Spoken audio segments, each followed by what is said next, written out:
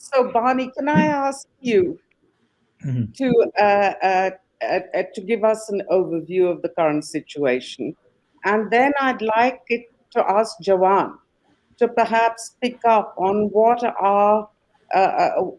is the thinking of youth in Afghanistan, many of whom are very active in different peace processes and civil society groups as well.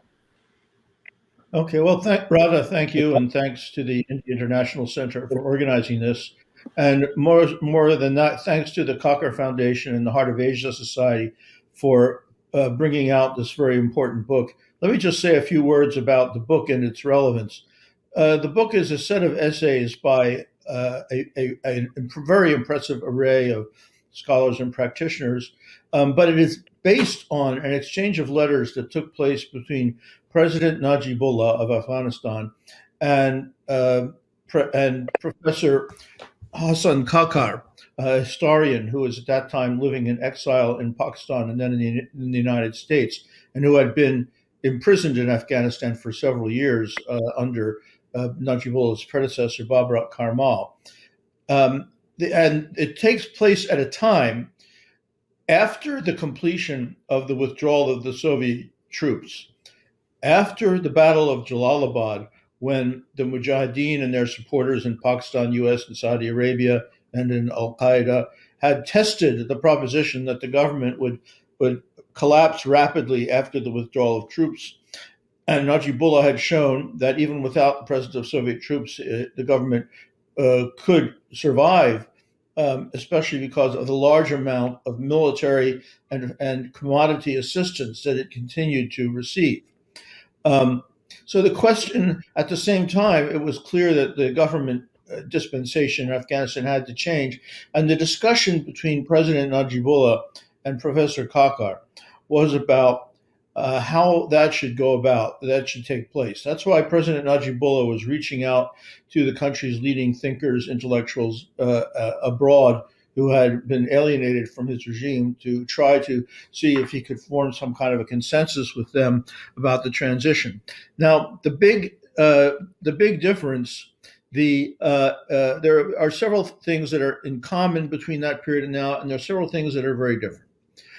The thing that is in common is one thing that is in common is that the major power, I say superpower, powers are not so super anymore, but the major power that had troops in Afghanistan, then the Soviet Union, now the United States, has announced its intention to leave. The United States is in the process of leaving.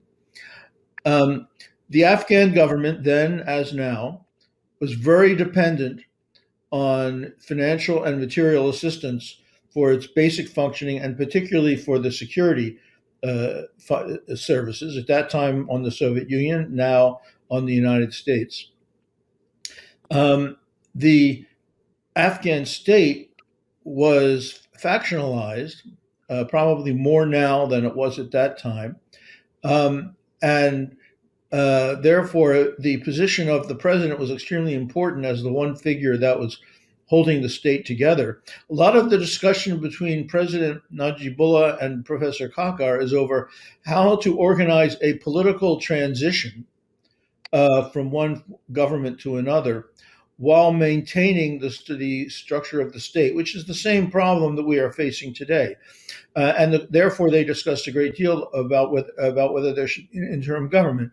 Najibullah took a position similar to what President Ghani is taking today, that an interim government, that is at least one that is imposed from outside, would destabilize Afghanistan, make it impossible to carry out the transition. Now, obviously, the status of the two governments are very, very different. But let's bear in mind now, but let's look at the international context. There is a superficial resemblance that I mentioned, namely the withdrawal of the major power that had military forces in the country. But something happened after the, the dialogue between President Najibullah and Professor Kakar that neither of them anticipated, and which was decisive. And therefore, they did not discuss it. And that was not just the withdrawal, but the collapse of the Soviet Union. That's very important. It's sometimes overlooked. It's such an extraordinary event, and it's something that, of course, the United States has its internal political crisis, and who knows what would have happened if the rioters in the Capitol on January 6th had succeeded. That was an attempt at a coup, like the coup that took place in Moscow in August 1991 and led ultimately to the dissolution of the Soviet Union. But in the United case of the United States, the coup attempt failed, and the government is still functioning, and likely it will continue to do so. And therefore, to what extent it maintains its commitments to assist the Afghan government or not, it will still be present politically and diplomatically. That's very important. Remember, in 1992, when the UN tried to install the interim government in Afghanistan, there was no Soviet Union. There was no one who could pick up the telephone or fly in, and who had been aiding Najibullah or General Dostum or the various other actors in the what was then the Watan Party, the former PDPA, and try to influence them. And the whole process had been predicated on coordination between the United States and the Soviet Union. Now, today, what's different, first of all, is that the international system is more multipolar, or at least if it's bipolar, it's two different actors. It's the United States and China. And the rise of China, and to some extent the rise of India in particular, have very significantly changed the environment in the region in ways that we don't take account of often enough. The United States does not have the same level of predominant power that it did in the 1980s and 1990s.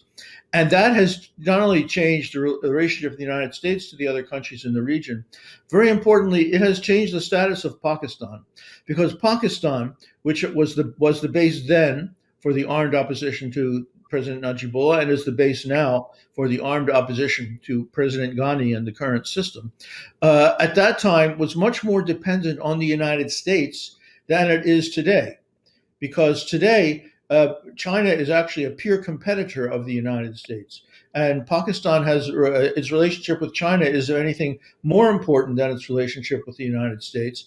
That has actually empowered Pakistan more in its relationship to India and to Afghanistan, while at the same time impose certain limits on it, because China is not going to support an Islamist agenda in the region, which is against its security interests. Nonetheless, it does support certain interests of the Pakistani state, and that means that there is now a much more multipolar form of attempted coordination. You may have seen last week there was a meeting of the expanded troika, U.S., Russia, China, and Pakistan, and we hope that Iran will join that soon, which issued a fairly extensive and detailed statement about how to reach peace in Afghanistan.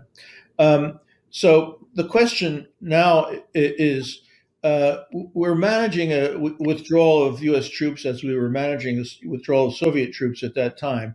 But the United States, unlike the Soviet Union, will remain diplomatically, economically present. And other international actors are much more important. Finally, let's remember, Radha referred to the youth, that the society of Afghanistan is completely different now. Not that it's not, of course, it's Islamic. There are many traditions that are important. Tribal and ethnic identities are important, but it is a connected society. It is not a fragmented and disconnected society as it was at that time. Over 6 million cell phones connected to the internet. Afghans are connected to each other and connected to the international community in ways that simply did not exist in 1989 and 1990. And I think that creates a much different political situation internally, which we have not taken fully into account. The withdrawal of the troops is very visible. The lowering of aid is somewhat less visible, but also taking place. But the rise of connectivity, not just within the region, but among the people of Afghanistan and between the people of Afghanistan and the rest of the world, is a phenomenon which I think will have a fundamental transformative effect on the nature of the upcoming political transition. I won't predict what that effect will be, but I think it means it would be much more difficult for any group simply seize power by force and think that they can take control of the country.